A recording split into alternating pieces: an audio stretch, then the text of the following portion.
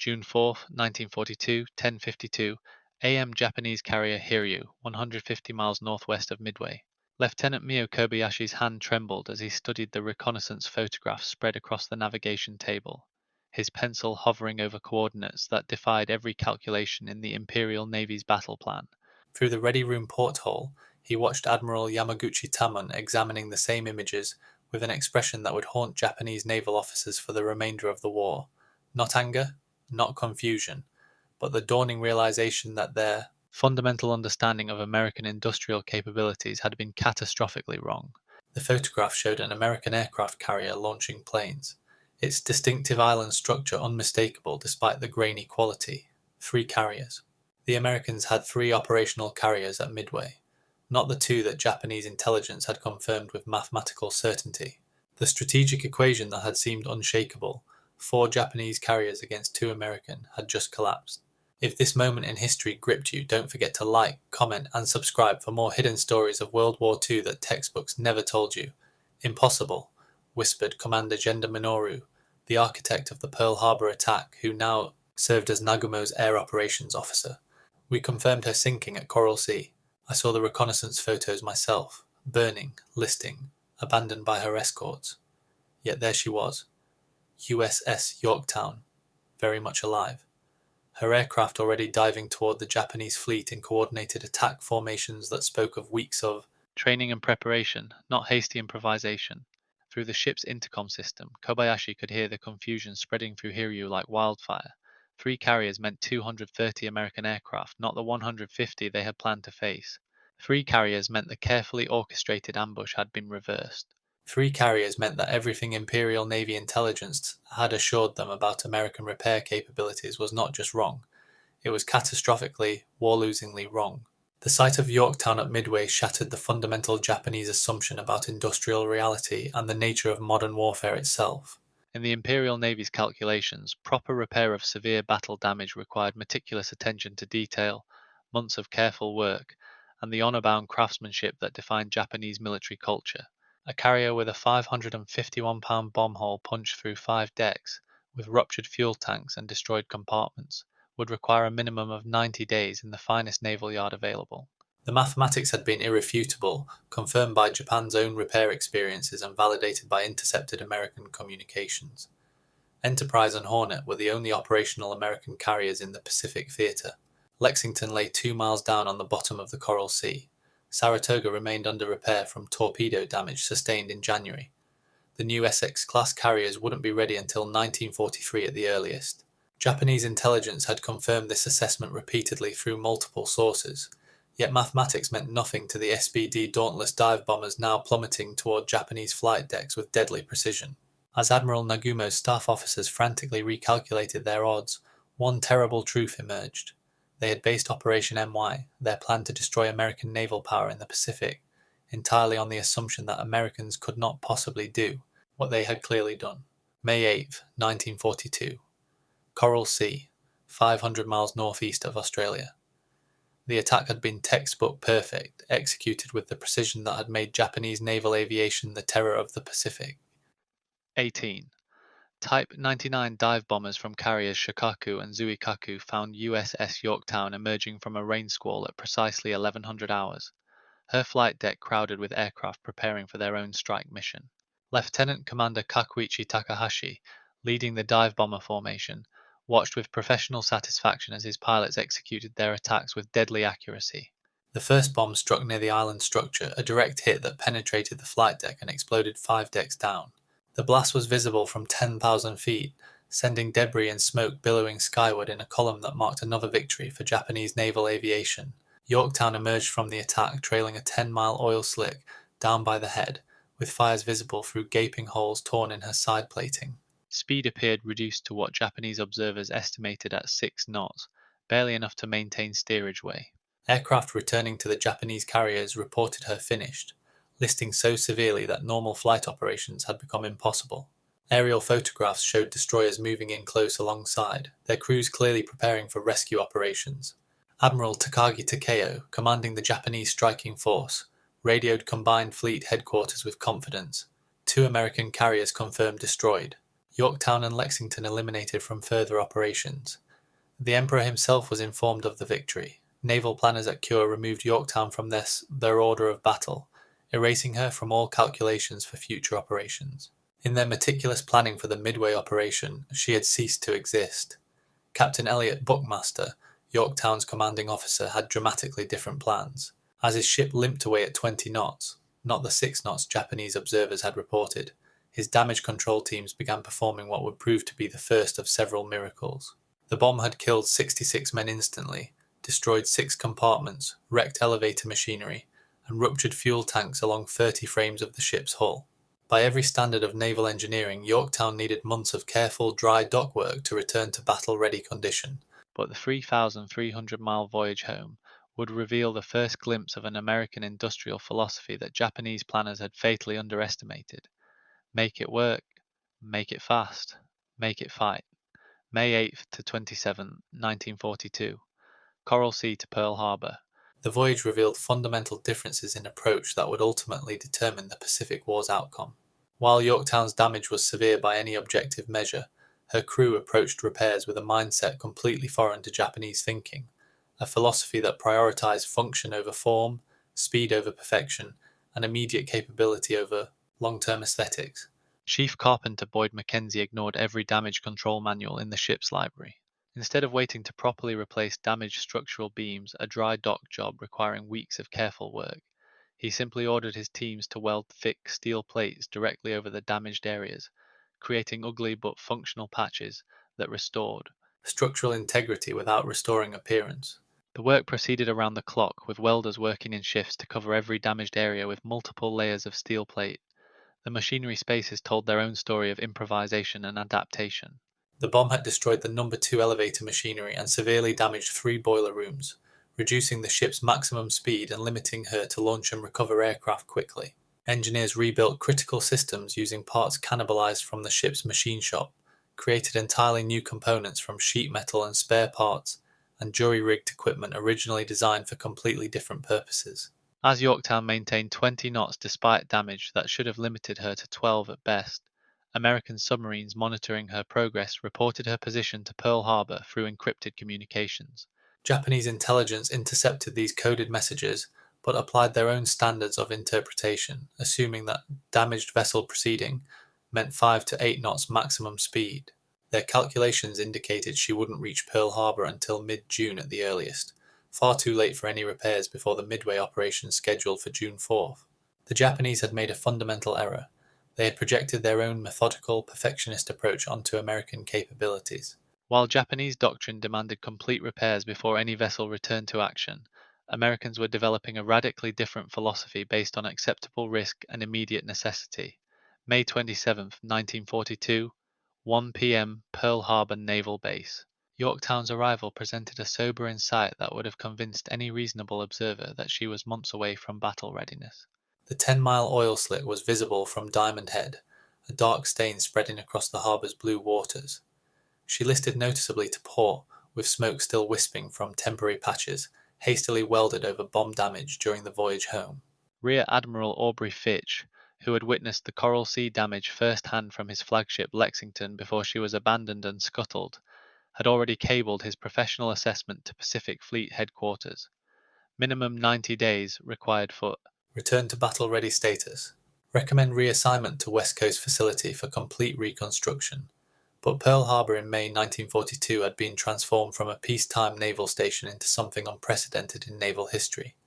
A forward repair base operating at the absolute edge of possibility. The December 7th salvage operations that had raised battleships from the harbor bottom and restored them to fighting condition had created a workforce that thought in terms of hours rather than months. A culture that measured success not by perfect restoration but by combat capability achieved in minimum time. Admiral Chester Nimitz, Commander-in-Chief Pacific Fleet, met Yorktown at the dock personally. Unlike Japanese admirals who traditionally commanded from flagships positioned hundreds of miles behind the battle lines, Nimitz waded through oil-slicked water in dry dock No. 1, personally inspecting damage while the dock was still in the process of draining. His uniform pants soaked, hands blackened with oil and grease, he turned to Captain Claude Gillette, the yard superintendent, and Lieutenant Commander H. J. Fingstag, the hull repair specialist. Gentlemen, Nimitz said quietly, his voice carrying the weight of strategic necessity, we must have this ship back in 3 days. The silence that followed seemed to stretch for an eternity. Both men understood the implications, not just of the repair timeline, but of what 3 days represented. Finally, Pfingstag swallowed hard and replied, Yes, sir. We'll get her ready. The 3 day deadline wasn't arbitrary optimism or theatrical leadership. 400 yards from the dry dock, in the basement of Building 1, Commander Joseph Rochefort and his station hypo cryptanalyst had achieved one of World War II's greatest intelligence breakthroughs. They had cracked JN-25, the Japanese naval operations code. They knew AF meant Midway. They knew the attack date, June 4th, 1942. They knew the Japanese order of battle, 4 carriers of the First Air Fleet, the same force that had devastated Pearl Harbor 6 months earlier. Most crucially for Yorktown's fate, they knew the Japanese expected to face only Enterprise and Hornet, 2 American carriers against 4 Japanese, odds that virtually guaranteed Japanese victory. The Japanese believed Yorktown was eliminated, removed from the equation by the Coral Sea battle. This intelligence transformed Yorktown's repair from merely urgent to absolutely existential. Without her, American forces would face 4-2 odds that even the most optimistic commander would consider impossible.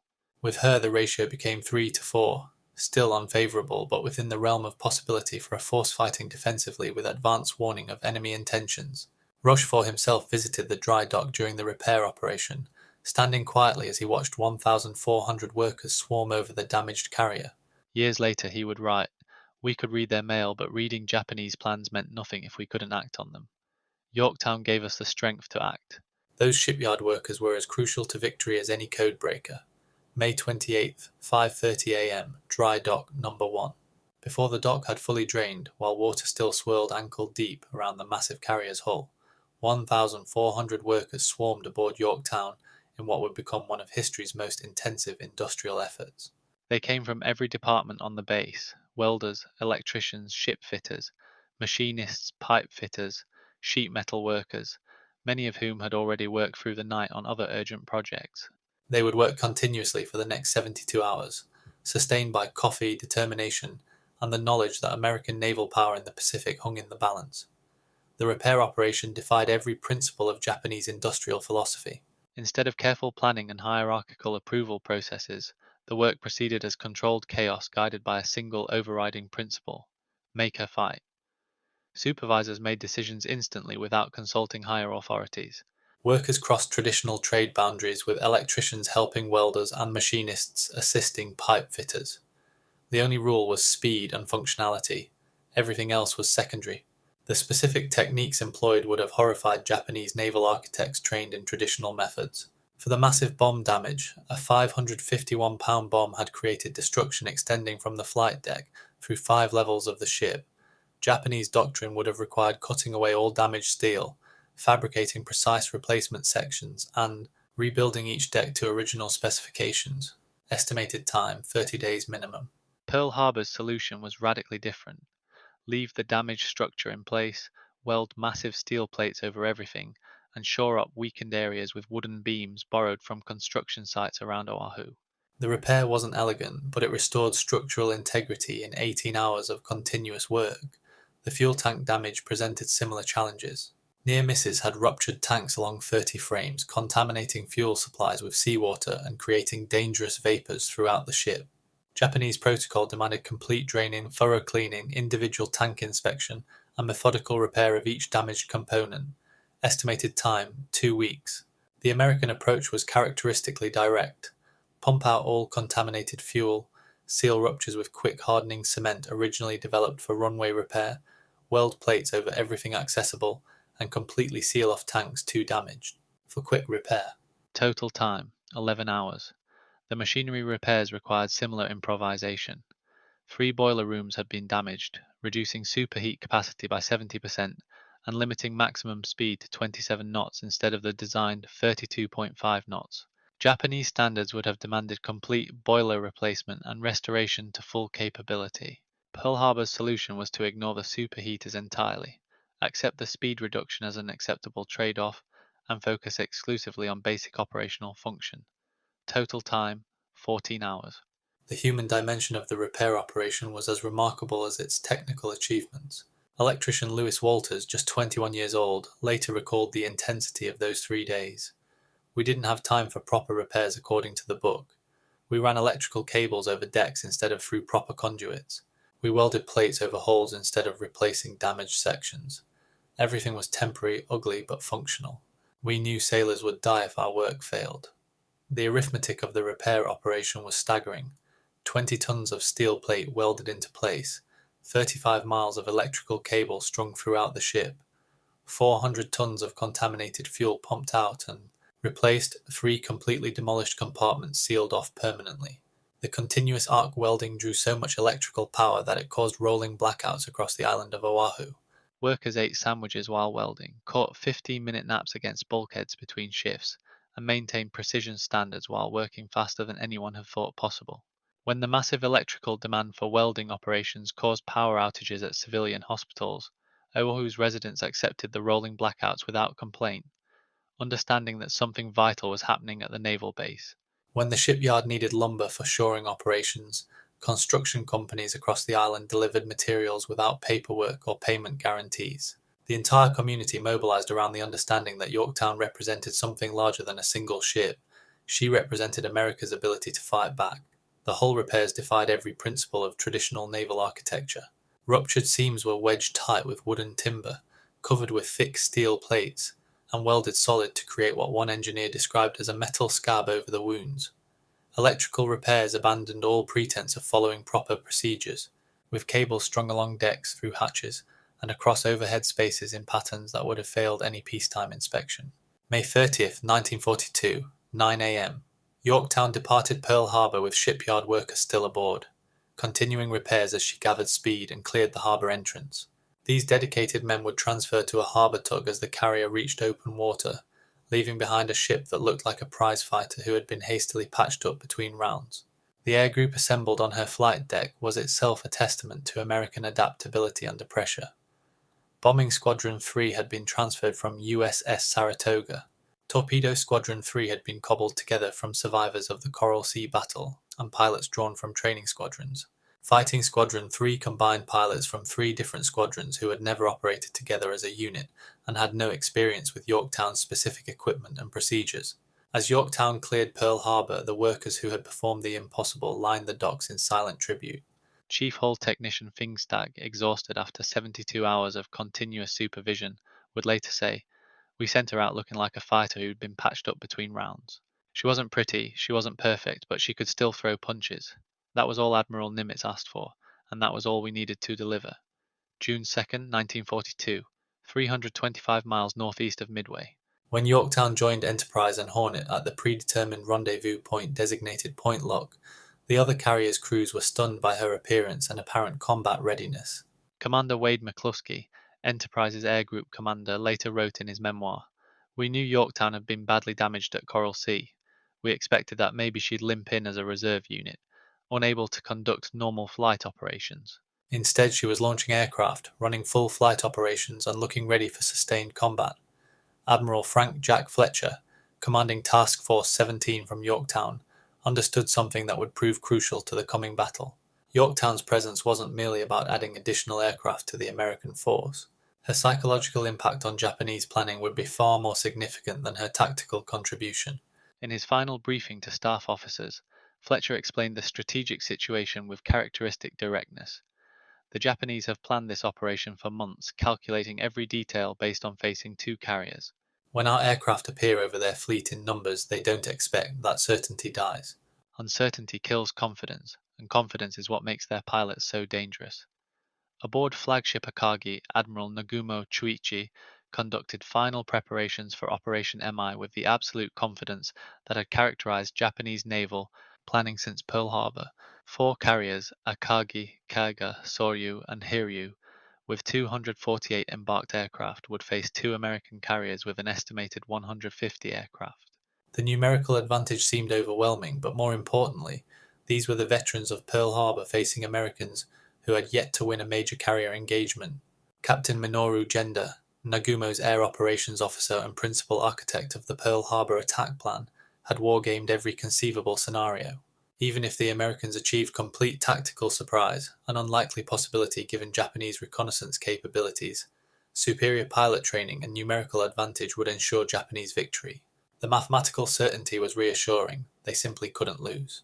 The only variable that could fundamentally change the strategic equation would be the presence of a third American carrier, and intelligence had confirmed repeatedly that such a possibility was impossible. Yorktown was confirmed destroyed. The Americans had exactly 2 operational carriers in the Pacific, and Japanese plans had been crafted around that certainty. Commander Mitsuo Fushida, who had led the Pearl Harbor attack but was now hospitalized with appendicitis, remained aboard as an observer.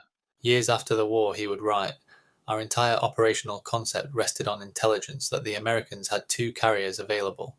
Not approximately 2, not possibly 3. Exactly 2. If that intelligence was wrong, everything was wrong." 4:30 a.m. Japanese carriers launched 108 aircraft against Midway Atoll itself, the opening move in what Admiral Yamamoto had conceived as the decisive battle of the Pacific War. The morning began according to plan, with Nagumo holding 108 aircraft in reserve for the anticipated engagement with the American fleet. Confidence remained absolute. 7:10 a.m. A Japanese reconnaissance aircraft reported contact with American naval forces. Enemy carrier sighted. One carrier was exactly what intelligence had predicted. Nagumo ordered his reserve aircraft rearmed with torpedoes and armor-piercing bombs for anti-ship operations, a routine evolution that his experienced crews had practiced countless times. 8:20 a.m. Confusion began when the scout aircraft clarified its initial report. Appears to be 2 carriers. 2 carriers remained within Japanese calculations and actually validated their intelligence estimates. The tactical situation remained favorable. 4 Japanese carriers against 2 American.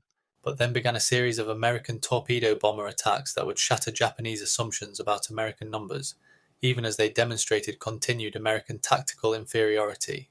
Torpedo Squadron 8 from Hornet, led by Lieutenant Commander John Waldron, attacked the Japanese fleet without fighter escort. All 15 TBD Devastators were shot down in minutes, with only Ensign George Gay surviving. But Waldron's sacrifice pulled the Japanese combat air patrol down to sea level, away from the high-altitude dive bombers that represented the real threat. Torpedo Squadron 6 from Enterprise followed at 8:40 a.m., with 10 of 14 Devastators shot down without scoring a single hit. Again, Japanese fighters were drawn down to wave-top level to intercept the low-flying torpedo planes. At 9:15 a.m. came Torpedo Squadron 3 from Yorktown, and this was the moment of revelation that would haunt Japanese commanders for the remainder of their lives. As 12 more Devastators began their attack runs, Japanese lookouts and fighter pilots began counting aircraft and performing rapid mental calculations. Too many planes. The mathematics were wrong. The presence of a third American torpedo squadron could only mean one thing. There were 3 American carriers present, not the 2 that Japanese intelligence had confirmed with absolute certainty. On Hiryu's bridge, Admiral Yamaguchi calculated rapidly, his staff officers consulting charts and aircraft capacity figures. 3 carriers changed everything, but before new orders could be issued, before the Japanese could adjust their tactics to account for the changed strategic situation, the American dive bombers arrived. Lieutenant Commander Maxwell Leslie, leading Yorktown's Bombing Squadron 3, had initially lost contact with the Japanese fleet after launch, then relocated them by following the wake of a Japanese destroyer racing to rejoin the main force. His 17 SPD Dauntless dive bombers arrived over the Japanese fleet at precisely 10:22 a.m., at exactly the same moment as Enterprise's dive bombers, not through careful coordination, but through the accident of Yorktown's delayed launch caused by her damaged boilers requiring extended warm-up time. From 14,000 feet, Leslie looked down at a target that exceeded a dive bomber pilot's wildest dreams.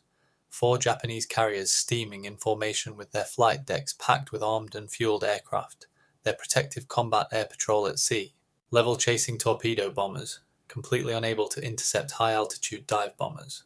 Within 6 minutes, 3 of the 4 Japanese carriers were burning uncontrollably. Soryu, hit by 3 bombs from Leslie's Yorktown squadron, exploded in flames visible for 50 miles.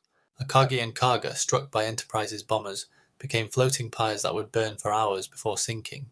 The sight of Yorktown's aircraft over the Japanese fleet had not just contributed to tactical victory, it had validated the intelligence breakthrough that made the victory possible, while shattering Japanese confidence in their own planning. Capabilities. Admiral Yamaguchi on Hiryu, now commanding the sole surviving Japanese carrier, faced odds that would have seemed impossible that morning. 3 American carriers against his single ship. But Japanese naval tradition demanded attack regardless of odds, and he launched 18 dive bombers and 6 fighters against the nearest American carrier, Yorktown. As the strike force approached their target, Flight Leader Lieutenant Michio Kobayashi studied the carrier through binoculars and felt his understanding of reality shift fundamentally. The island structure, the flight deck configuration, the distinctive silhouette. This was unmistakably Yorktown, the ship they had left burning and sinking at Coral Sea 27 days earlier. Impossible, he whispered over the radio to his wingman. We killed this ship. I saw her burning with my own eyes. At 12:05 p.m., 3 bombs struck Yorktown, starting major fires and rupturing steam lines. The carrier went dead in the water, listing heavily to port. For the second time in 27 days, Japanese pilots departed from Yorktown believing they had delivered fatal damage to the same ship. But even as she burned and listed, Yorktown had already changed the fundamental equation of the battle. Her morning airstrike had eliminated Soryu definitively. By absorbing Hiryu's attack, she protected Enterprise and Hornet for the counterstrike that would locate and destroy Hiryu 4 hours later, completing the destruction of Japanese carrier aviation. Captain Buckmaster ordered immediate damage assessment as his ship fought for survival. The Pearl Harbor repairs, ugly and improvised though they had been, were holding perfectly. The hastily welded steel plates hadn't split under the bomb impacts. The jury-rigged electrical systems were functioning. The rapid repair philosophy was validating itself under the ultimate test. Chief Engineer John F. Delaney reported to the bridge. Captain, the Japanese bombs hurt us badly, but the Pearl Harbor repair work is solid. The patches are holding, the emergency systems are working. Give me 2 hours and we'll have her back in action. Within an hour, 3 boilers had been relit, fires were under control, and counter-flooding had reduced the dangerous list. By 1:40 p.m., Yorktown was making 19 knots and attempting to resume flight operations. She appeared so completely recovered from the morning's damage that when Hiryu's second strike arrived at 2:30 p.m., the Japanese pilots were convinced they were attacking a completely different, undamaged carrier. 2:30 p.m.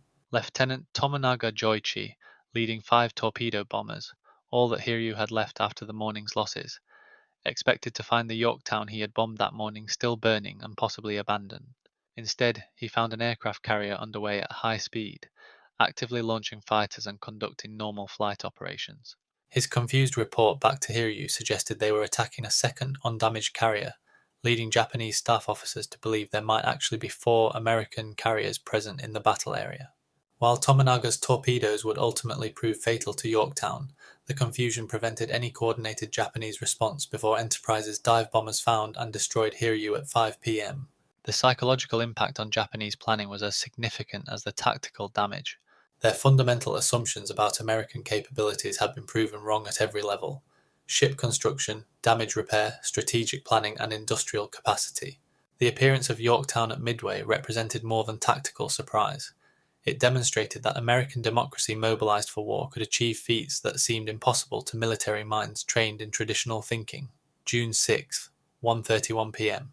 Japanese submarine Hanmei 168, commanded by Lieutenant Commander Yahachi Tanabe, located Yorktown under tow by the minesweeper Vireo, as salvage teams attempted to bring the damaged carrier back to Pearl Harbor. Tanabe fired 4 torpedoes from close range. 2 struck Yorktown, 1 struck the destroyer USS Hamon, alongside providing power and assistance. As Yorktown finally rolled over and sank on June 7th, Tanabe logged in his submarine's war diary: sank American carrier, probably Saratoga.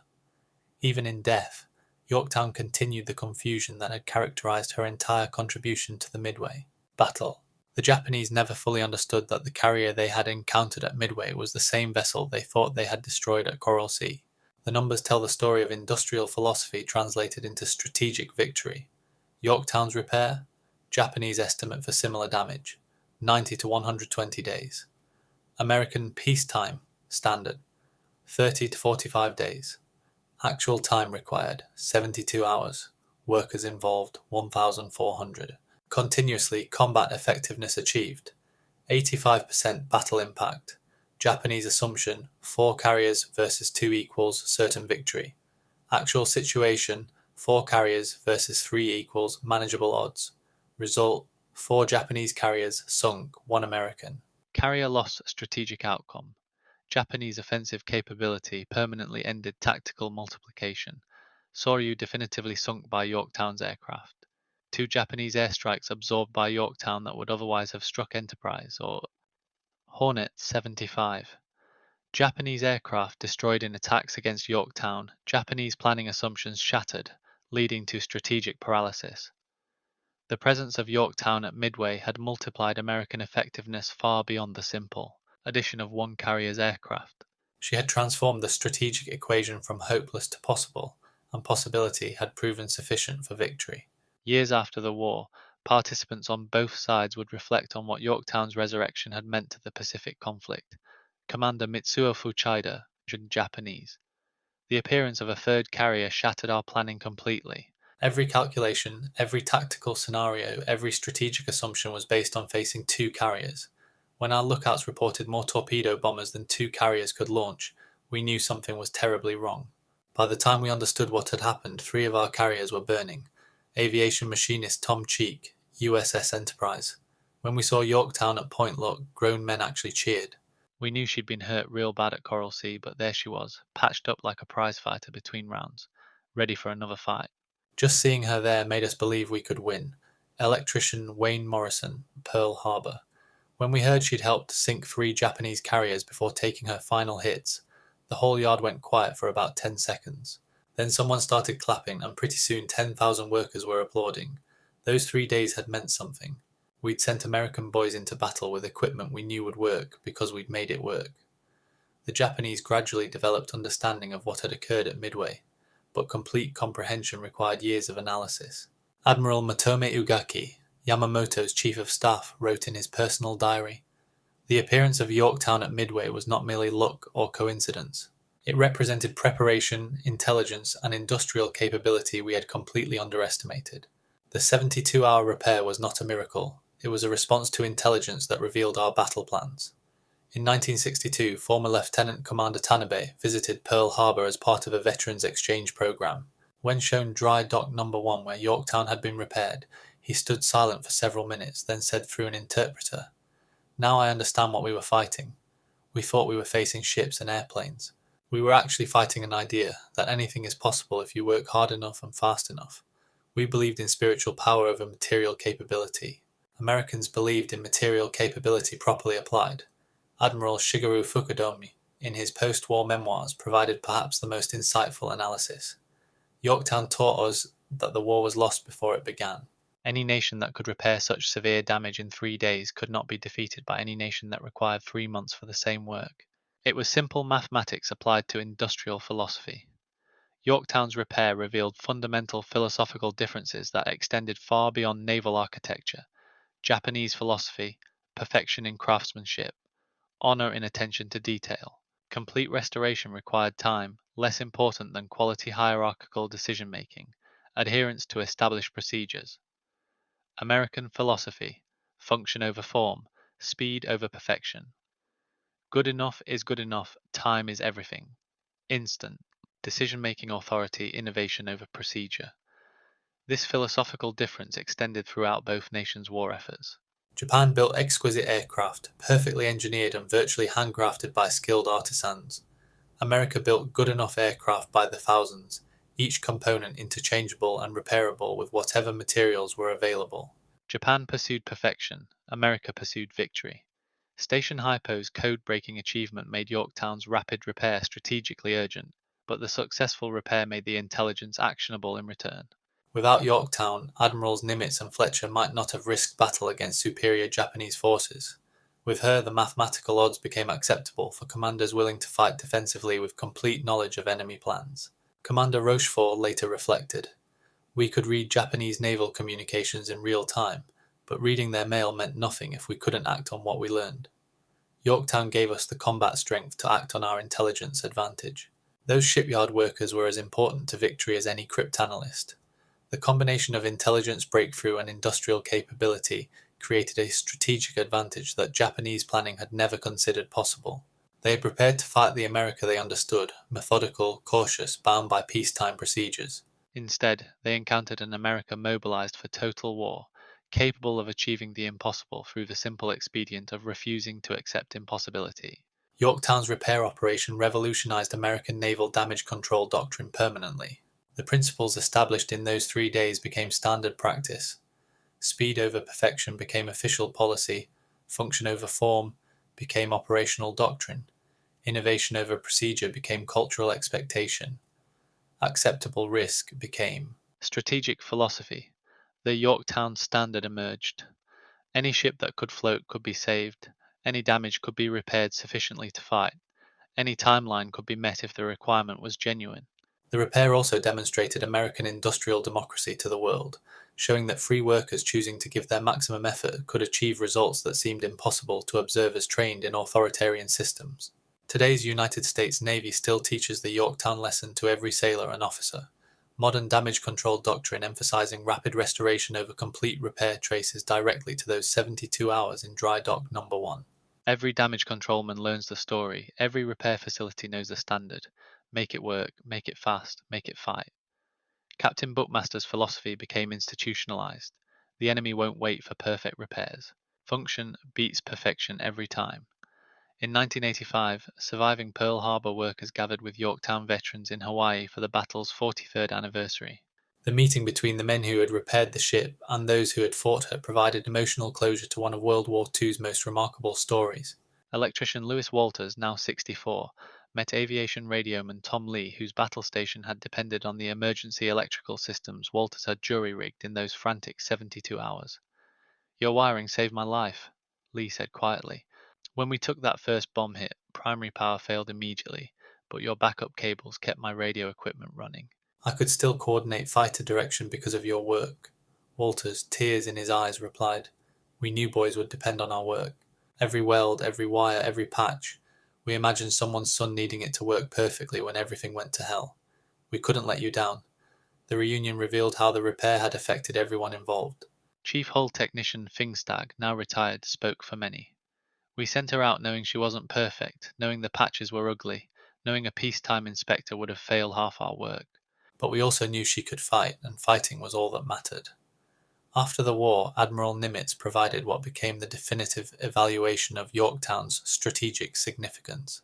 The 3 days Yorktown spent in dry dock may have been the most important 72 hours of the Pacific War. Not because of the repair itself, remarkable though it was, but because of what it represented. American democracy fully mobilized, American workers completely committed, American industry utterly unleashed. The Japanese came to Midway expecting to fight the America they imagined, slow, soft, divided by peacetime thinking.